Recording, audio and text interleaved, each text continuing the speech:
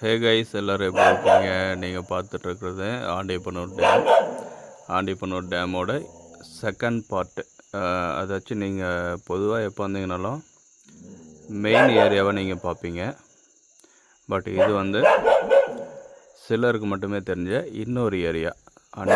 ஆண்டிப்பனூர் டேமோட இன்னொரு இடம். அங்கே தான் இப்போ உட்காந்துட்ருக்கோம்.